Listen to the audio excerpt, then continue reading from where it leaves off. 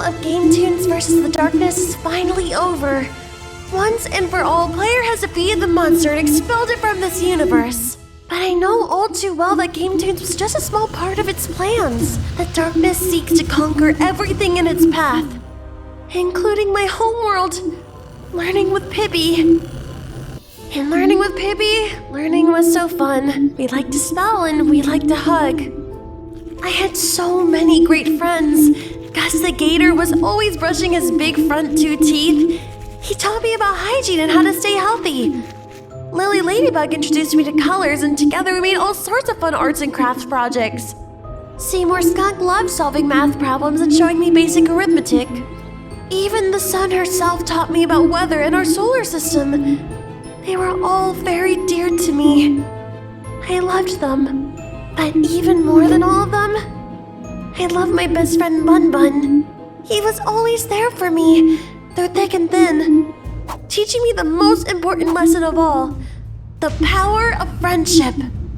It was the greatest, most wonderful place in the entire universe.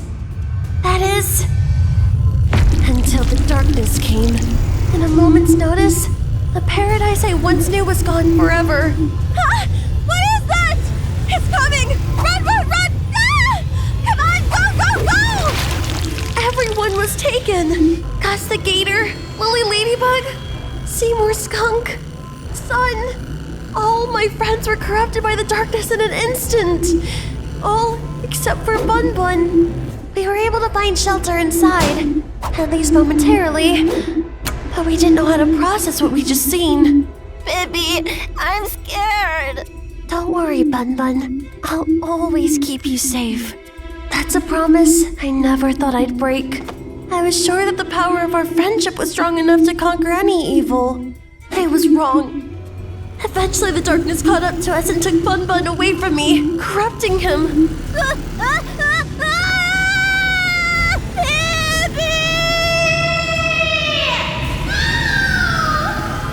Soon after, the darkness surrounded me. I could feel its black stench weighing heavy on my mind, its evil aura emanating inside me. All was lost. But then, a miracle happened. We reached the end of the show. The corruption had tainted my world enough for me to finally realize what it really was. A children's cartoon. I landed in the Rick and Morty universe, or one of the several Rick and Morty universes. Morty tried to explain everything to me, but it was hard to keep track of it all. He said that learning with Pibby was just one of several realities, and that there were others with all sorts of different creatures and people. He gave me a portal gun so I could travel to them and try to prevent the darkness from spreading. And then Mr. Sanchez said that we were wasting our time and that life was meaningless or something. That the darkness was eventually going to destroy everything and that we should just accept it. I ignored that part. And I began to explore.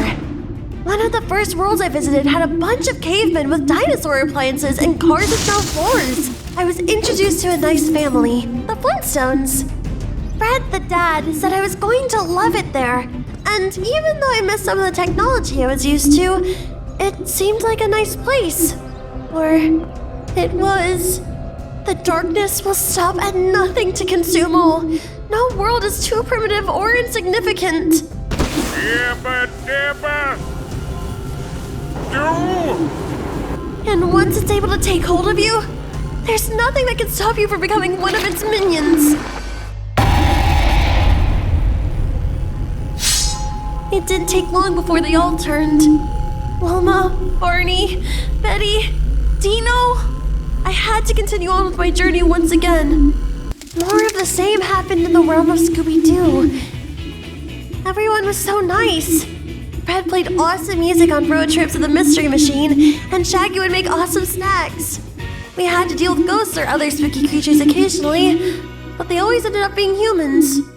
Of course, the real monster is the darkness.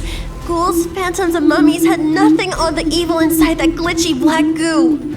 So I kept searching for a safe place to stay. A new universe to call home.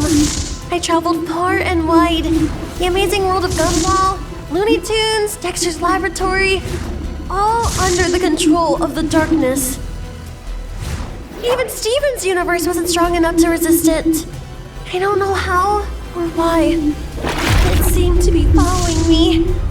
Like its attacks were personal. I decided then that I wasn't going to keep running and let more people suffer. I was going to fight back. If I was going to do that, I need an army. So I found the world with the strongest hero I could find, Marvelous Man.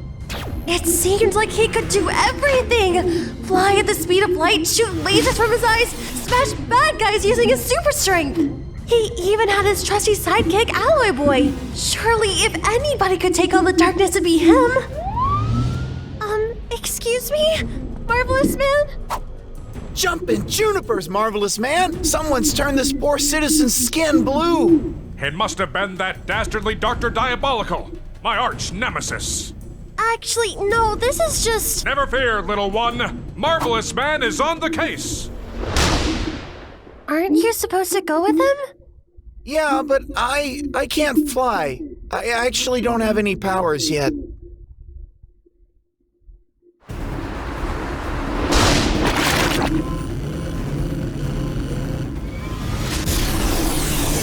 I should have been so foolish. The darkness struck off his laser vision and laughed at his strength. It surrounded him, and with that, the darkness got perhaps his mightiest minion yet. It was a pain I was all too familiar with. But for Alloy Boy, this was new. He had never seen defeat, never felt the crushing blow of failure. I knew I had to protect him. I put random coordinates into my portal gun and fled, dragging Alloy Boy with me. He may just be a sidekick, but my army still needed a hero. With no idea where we were, we had to explore. It was a beautiful, luxurious mansion with a long, winding staircase. That's when I heard them. Help! Someone save us! Someone needed our help, and we didn't hesitate. Though perhaps I should have. Red water began to drip from my eye. I had been attacked by the cat villainess Melora. Ironic considering soon she'd become one of my teammates. Alloy Boy explained to her the dire situation at hand, that the darkness would soon be coming for her too. She scoffed it off at first, of course. Most people have to see it for themselves to truly believe it. The three of us became a team and we went on several adventures together, including Adventure Time itself. We were on a quest to build an army strong enough to attack the darkness head-on. It took quite some time, but we were able to find survivors, and all of them were willing to fight for the loved ones they lost. Over time, I had to learn to become the soldier that others need me to be, a leader of our rebellion, our last stand against the enemy. It all led to a massive battle back in my homeworld, learning with Pibby. It was chaos. I lost several great friends that day. Still, the two forces seemed evenly matched. We might have had a chance to end things right then and there. But the darkness had one final trick up its sleeve. It was Bun Bun, my best friend. The darkness had corrupted him nearly beyond recognition, but I knew it in my heart. I couldn't bring myself to hurt him. He was the only real family I ever had. And because I was unwilling to act, the tide of our battle turned. It was a massacre. No one was able to resist the darkness, so I fled. I thought all was lost. The world of television was gone. That's when I realized something. I may have failed in this realm, but I could save others. It wasn't going to take the darkness long to start infecting video games too. That's when I met your friends Captain and Veteran. They told me about Game Tunes and the invasion in Among Us and other worlds. They said that there was only one hero who could defeat the darkness for good.